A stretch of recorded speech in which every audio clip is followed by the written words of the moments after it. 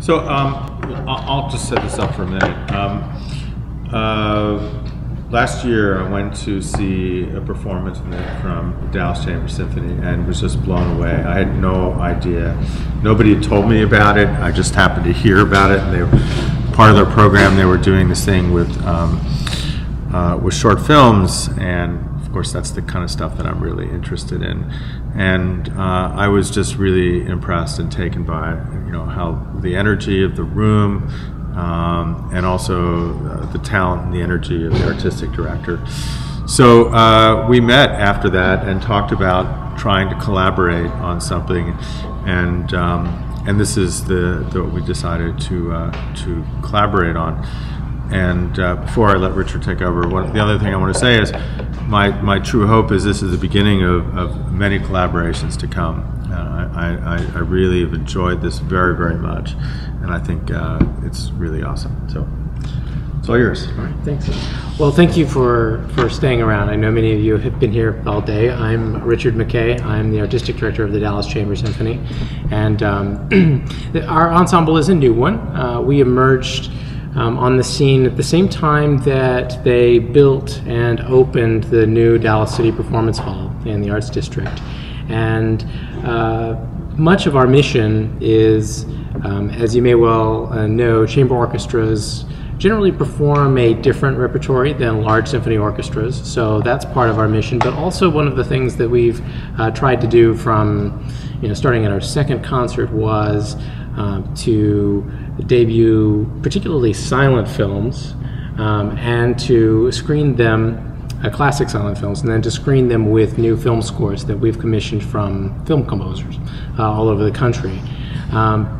And we started this in November of our first season. We worked with Brian Satterwhite. Some of you may have heard of him. He's an Austin-based composer, and he composed a new score for A Sailor-Made Man.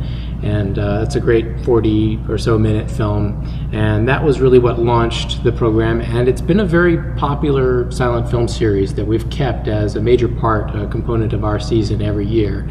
After that, shortly thereafter, we screened The Cabinet of Dr. Caligari. Last November, we did just 3 short films, Chaplin, a Lloyd, a Keaton, all just a night of comedy, all 3 debuting new film scores. And so now, here we've commissioned a new film score by LA-based composer Douglas Pipes, and this is for, of course, Hitchcock's The Lodger. And he's a fantastic composer. He's an up-and-coming composer who's won some significant awards. He's for Trick or Treat and Monster House recently. Very highly acclaimed scores that he's written. He's phenomenally talented, and I'm happy to say just delivered the brand new score for this film that we'll be screening in a couple of weeks now.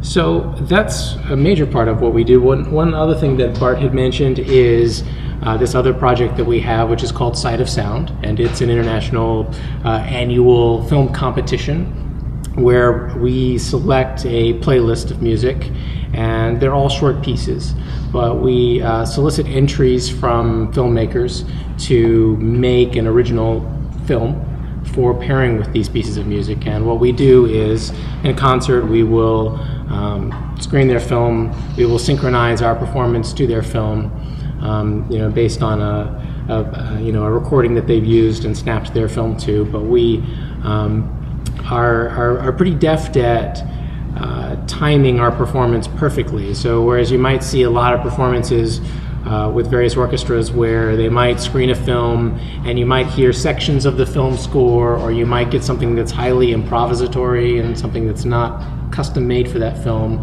what's really special about what we do is we do have a very precisely written, through composed piece of music that is designed to align with all of the action in the film throughout. And we start from the beginning, we run it through the end, and it just pairs magically, and it's really quite an exciting experience. And so for that, the filmmakers start with the music and then make the film. Is that what I understood? The Sight and Sound thing, Yeah. Yes, for Sight of Sound, that's right. We will select music generally that is public domain. Generally public domain, yes. And that's one of the benefits. Also, we will allow the filmmaker to use our professional recording in their film after the event. That's part of it. There are also cash prizes, which we do, but we do select pieces that are evocative of visual imagery that we think will pair nicely. We also take wild card entries, so if a filmmaker knows of a piece that might work, they can request to make a film for that and submit one. So Richard, when will that program be this year? So we can, maybe these people might write about it, so people might apply? Sure. Well, that is scheduled for our April 28th concert next year. And our website is currently up, and most of the music selections are up as well. And we'll probably be doing our call for entry at the beginning of October right now. So that's when we would, So we will be able to help promote that at the festival. Sure. And get some more entries. Yes, absolutely. We're always looking for entries, and we were very happy last year. We debuted the program last year, and on our season finale, which I think you saw, we got some entries for that, which were very exciting. So we're looking to grow that program now. Yeah. So when you saw the score come through from Douglas, just from your expertise of being able to look at the score, what kind of sense did you get from it when you opened it up and you saw it? Well, it's amazing what you can tell from a score the moment you see it.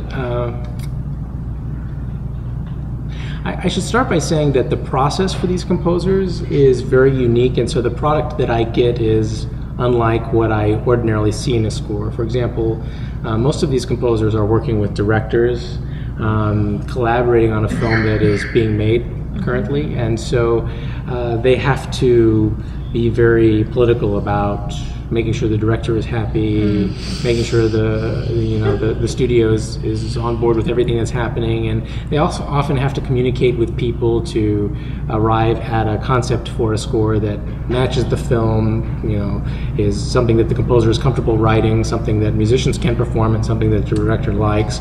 One of the great things about this project is all those pressures are really gone. They have freedom. Yeah, they have complete freedom. So they have a film that's already made and no one telling them what to do. And so when I send them off to write these scores, I don't tell them too terribly much. We set some parameters on the timings, and we set some parameters on number of musicians. Number of musicians. That is critical. Absolutely, for budget, of course. But so how many musicians do we have? We'll have 10 for this, which is a healthy complement for a film score like this. But we'll have 5, a quintet of strings, we'll have piano, we'll have percussion, and then I believe he chose clarinet, trombone, and bassoon. Oh, nice. But some doublings in there as well, so bassoon, contrabassoon, things like that. So it will sound very full. Our players are fantastic. It'll be so tell me about where you get your players from. Okay. Just pick them up off the street, right? Well, not really. That's dangerous. But we are very fortunate to have some really phenomenal musicians. Our concertmaster flies all the way from Tokyo to play many of our concerts, and we have players from Fort Worth Symphony, from Plano Symphony Mini, Dallas Opera. These are really excellent professional players, and they have excellent, full, gorgeous sounds. And some of the recordings that we've made for these film scores are just phenomenal. In fact, one of them, the one which I had mentioned earlier for Sailor Made Man, was lauded by the Harold Lloyd Estate. They're actually talking with us about recording that and maybe releasing that, we hope, down the line. And then also that score also won, or not won, but was a finalist for the prestigious Jerry Goldsmith Award in Spain. So these are great recordings, they're great scores. But to get back to the point that I was talking a little bit about what I see when the score arrives. There are some scores that when you open them up, you can just you immediately get a sense of the composer. And when I opened up Douglas Pipe's score, it really seemed a lot like one of Satter White's scores or Elaine Mayrand's scores, and it's just so tidy and and detail-oriented, and everything's just in its right place. What you get from this composer is someone who's given it an awful lot of thought and is extremely thorough. There are great melodies, there are fantastic harmonies, there's a tremendous attention to color and orchestration, the combinations of instruments that are being used, and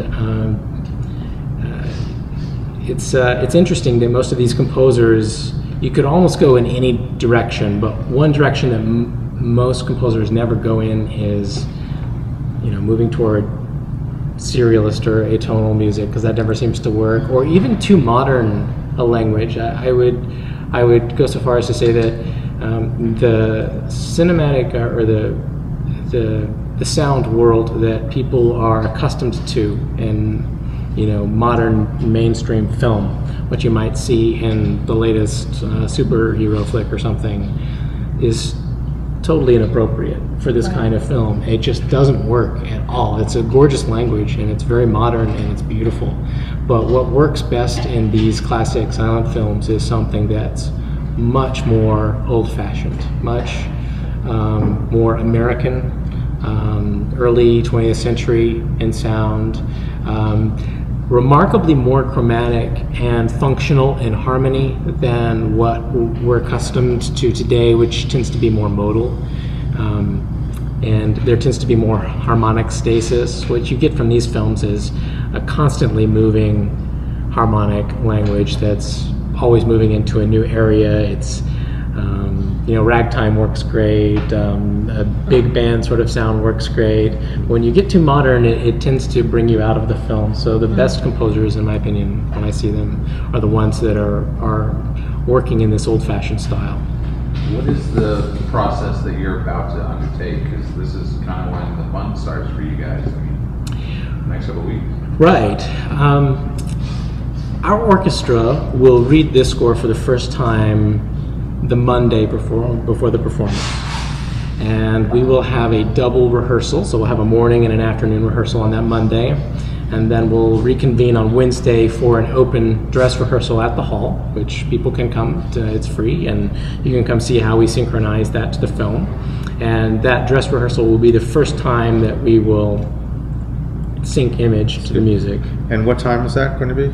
I think it's 2 to 4:30. 2 to 4:30 on Wednesday afternoon, and that's always interesting because we will not work with film at all on Monday. Those are just strictly musical rehearsals, and we'll read the score down for the first time, and then we'll just pick it apart, hit all the trouble spots, make it sound great. That way we're more or less ready for a run on Wednesday. Because one of the interesting things is when you sync naturally a film like this, once you start the film, that's a train that leaves the station, and you can never, you can't start it again. Even in rehearsal, there's really no way to go back and hit sections. And it's really neat how we do it as well, because we program the music and the score into software that we use, which is called Streamers. And it's a conductor aid software that if you've gone to symphony orchestra performances before, you've probably seen things with film and noticed that maybe the conductor has an earpiece and the percussionists have an earpiece, and there's this click track going on that helps them keep the tempo with whatever's on screen. And this is actually not what we do at all. That's a very rigid structure that is very distracting in your ear, and it gives you a very metronomic, robotic performance. Not organic. It is not organic by any means. I think it's very difficult to use. But what we do instead is we program the score and the film into a program called Streamers, and basically as the conductor, it gives me cursors that go across the screen at certain moments of arrival in the score. Perhaps this might be every 8 bars or every 12 or 16 bars. And it also gives me these flashes on screen, which we call punches. So we've got punches, which are the flashes. We've got these cursors, which are called streamers. And just as a rule of thumb, the streamers that go across are really hard arrivals that I really need to make. And then the flashes are just, they just check me in and give me a sense, am I 3 seconds off or am I 5 seconds off, and do I need to pick it up or slow it down a little bit? And so the idea is, with this visual aid as opposed to one that I can hear, this gives me pretty tremendous flexibility to speed up the music, to shape a phrase, to slow it down, and as long as I'm...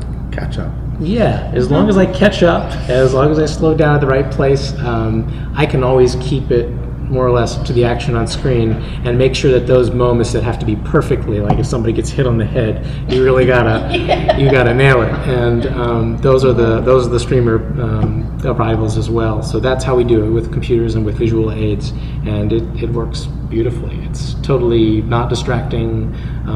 It just works naturally. So in the score, does it have like I don't know, visual aids to what the movie is going on, or the title cards, or anything of that nature? Well, the score is usually, and this one is this way, is usually broken up into scenes. Mm-hmm. So there might be 7 or 10 segments for the full film that work like pieces that are played one after another. There are different ways to composing film scores, and the most challenging way is a score that starts and never stops and never gives you a rest of any sort and just always is shifting and going to the end. We've done those. This one's actually written a little bit differently, where he has allowed fermatas or pauses in the music to coincide with scene changes, to where there might be a little bit of silence strategically at various points in the film, where there might be 5 seconds and then we might start the next segment. That's a much more comfortable way to rehearse, which he's wise to do this as a film composer and probably does this for many of his films. But that's the way he's done this. But in my score, what I will see is indications on the top of the music where a punch is or where a stream is coming, so that I know that when I get to this bar, I should see some sort of visual aid on the screen come across and coincide with that bar line. Mm-hmm. And so if I don't see that, or if I do, I can, usually correct it. And then there's also the Symphony time on the screen as well, so I can see that we're 30 minutes and this many seconds and however much into the film, and so if any emergencies happen, you can always get back on the time as well. So what is your process between now and when you rehearse? Because you have the film, you have the score. Do you just kind of like go through the score and say, well, what I want to do here, and sort of get in your mind what you want from that? How do you approach this? The most important thing to have happen right now is proofing the score, which is not really a sexy thing to talk about, but it's so important because we just have to make sure all the notes are right and all the rhythms are right, because if they're not, at our first rehearsal we'll waste hours upon hours fixing it. Mm-hmm. We also have to mark the parts so that string players can make sure their bows are going in the right direction at various moments in their parts. So that's music preparation that happens early on. So I help with the proofing of that process. We also have the composer who proofs it, and what we call a copyist who helps produce the individual parts, because I will have the full score with everyone's part on it, and each musician will be given a sheet music with only their part on it, and they never see the score. So it's important that when we extract all those parts, that they be correct and true to the score, that all the transitions are marked properly. Once that's done, what I will do is I'll sit down and I'll read it, and I will learn all the rhythms and learn all the notes and learn all the harmonies, and I'll try and play quite a lot of it at the piano, because there's just simply no hearing the score until you hear it in your head or play it on a piano. And so that's something I'll go through, and then we read it. Once I've learned that, we'll read it through for the first time. Like I said, hit sections, and it's amazing the transformation that occurs between that Monday and then the dress, because it's new to everyone, and they learn so much so quickly, and it's amazing how polished it is when they come back for the second day, having gone through it. What when you're getting to pick the composer, what's the criteria? How does that figure out? Well, there are many factors, frankly. Availability is a huge one. Because the best composers that you would like to work with are generally busy, and they really are. And we got really lucky with Douglas Pipes. He's the kind of person who's always working. But we've really attracted a lot of great composers, even though they are busy, because they all want to do this kind of project, because they never get to do something like this, and usually they're working for an orchestra or something. And we also have some really great relationships in this particular world, because the classical composer world is quite separate from the film composer community. And we're very fortunate. We have an advisor who I mentioned, Brian Satterwhite, who I worked with many years ago on a music theater production that he was working on and I was conducting, and it was a fascinating production, and we both learned a lot. But we also, I got a sense of how good his work was, and he was the composer that we started this program with, and he is a composer who has helped us branch out and get in touch with other people who are great in the community, and he's quite often approaching people, finding out availability for us and finding out whose studios have downtime right now and who might be available. He's an incredible asset in that way, and also a great composer. So we ask around a lot, and he has a good sense of who's doing really good work and who's winning awards right now, and that's how we approach them generally, through him. Bart, can you talk a little bit about the print source and how special this version of the film is? Well, the film has been restored recently, and we'll be running it. The hall has a really nice projector, a Christie projector, so it should look really great. DCP? No, we're not running DCP, because we could not get a DCP. The hall does not have a DCP. You can't rent a DCP player. So if I could find a way to get a DCP player in there, I would have, but that's really, well, at a reasonable rate. But speaking of awards, you want to talk about D Magazine? Oh, that's right. Thank you for reminding me. Yeah, very recently we were very honored to be recognized by D Magazine. They gave us a Best of Big D Award 2014 for Best Way to Watch a Silent Film. And, That's awesome. Yeah, Perfect timing. We're a perfect combination here with this community and what we do. So yeah, it is unlike anything. If you've not seen it, I mean, it's unlike anything that you've seen before. It's really unique, it's special, and it's something that is trending nationally now. What's really unique about our program is that we do commission new scores, so it is a new work with an old one. But most orchestras right now, I think I saw Chicago Symphony just decided to do a Cabinet of Dr. Caligari, and they're all doing it right now. But what's really special about what we're doing is we do have that new score and these new composers, and it is just stunning to watch and to hear.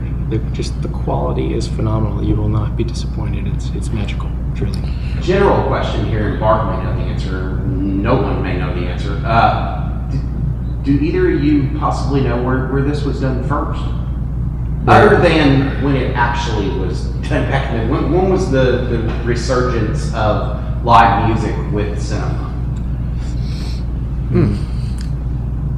That's a good question. I mean, because I know I saw Reverend Horton Heat back up the Tales of Dr. Moreau at the Alamo Draft House in Austin, and that was the first time I'd ever seen it like that. It was just and nuts. in the '60s there would be sometimes when they had light shows and rock bands, and sometimes they would have a short film and the band would play to it. So my sense is that not long after the silent era ended, did people start to find ways to reinterpret it and to transform that experience into a different experience. But probably I would say 60s is when it started sort of taking on a different energy, and there have been pockets of this relatively consistently in their own way. Then there was what was the thing about the Dark Side of the Moon with, what was it? Wizard of Oz. Wizard of Oz, right? So it's like, you know, the idea of transforming a piece of film with a different track is not at all new. You know, another sort of small thing, I mean, it's intuitively obvious, but we're stating, you know, most of the things we run at the festival will run, you know, it's a video, it exists, you know, Key's film will be available to be seen somewhere else after the festival, right? We hope, many places around the world. This will be experienced one night in one place.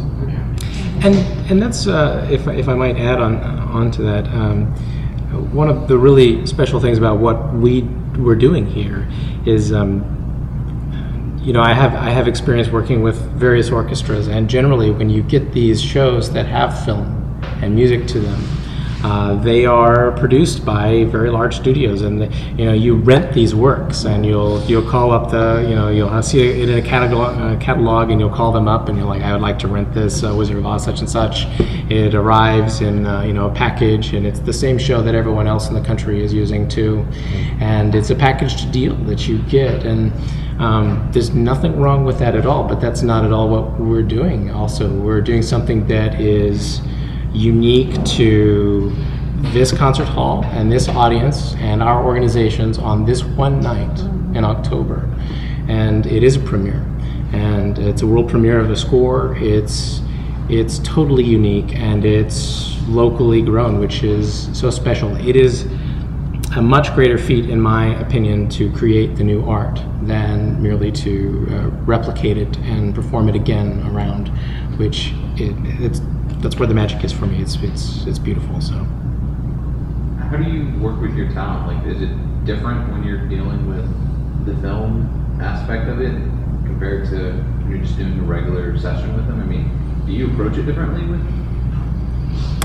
Well, yes and no. I mean, I suppose the reality of performing a new score, every musician who will receive that music probably in the next 48 hours or so will get it for the first time and not really know how it goes together. They will not be able to go get a recording of it and figure out how they fit in beforehand. So they will learn that all in the hardest way imaginable at our first rehearsal. So there's a tremendous amount of pressure on them to get it right really quickly. So I'm certainly cognizant of that process for them, but our rehearsals will feel pretty ordinary. I mean, we listen as well as we can and to diagnose problems, but not only will they struggle to premiere a piece, as you always will when it's new, but they will also probably not fully appreciate how well what they're creating works with the visual work, because they will not get to see the film, and they won't get to see the paired product until maybe weeks after we actually perform it. So yeah, I just have to remember that they don't see the big picture ever, and they never get to until well after it's all done. Is there a piece or a film you'd like to attempt to do this project for? I mean, are you becoming more of a film buff, I guess would be the question? Well, I definitely know more about film than I ever have.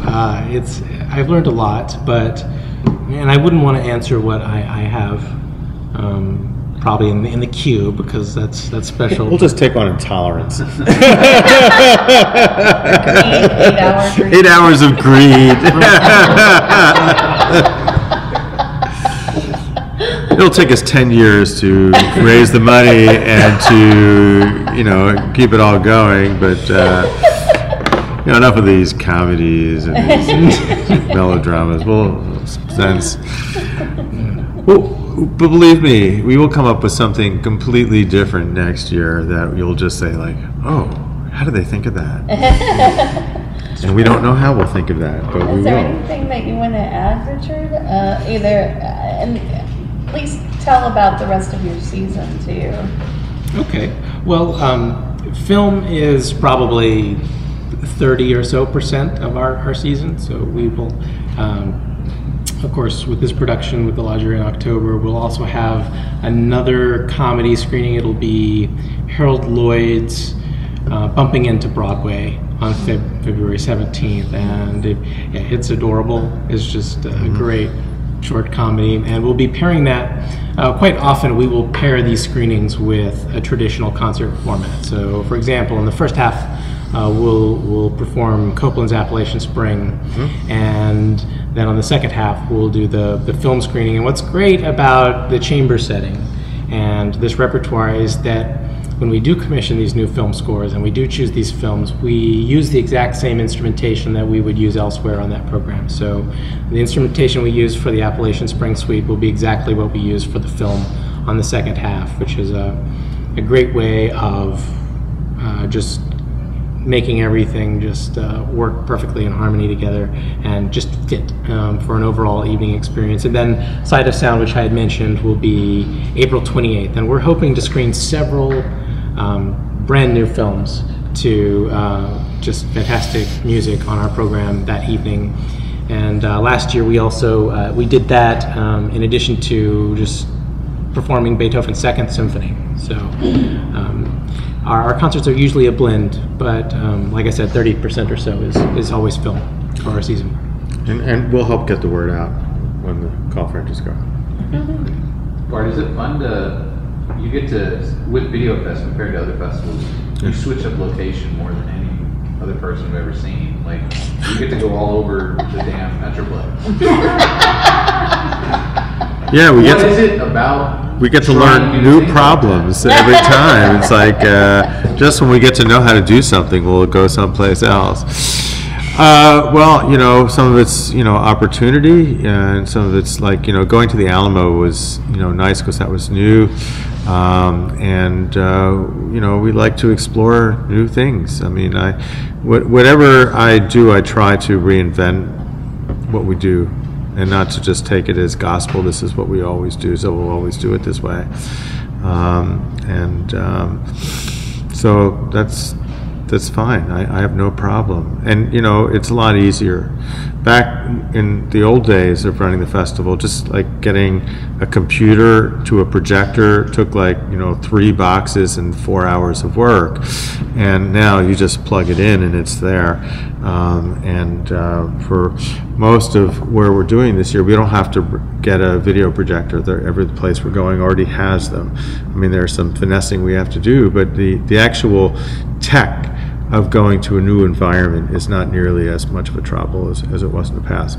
So it means that, you know, like opening up for alternative kinds of spaces works really well. You know, so it's not what it used to be, which is nice. You know, back when we were at the theater center, there were no projectors. There was hardly enough electricity, and we had to build theaters and seats and like create everything, and it's a whole different like universe. Now we have other things to worry about.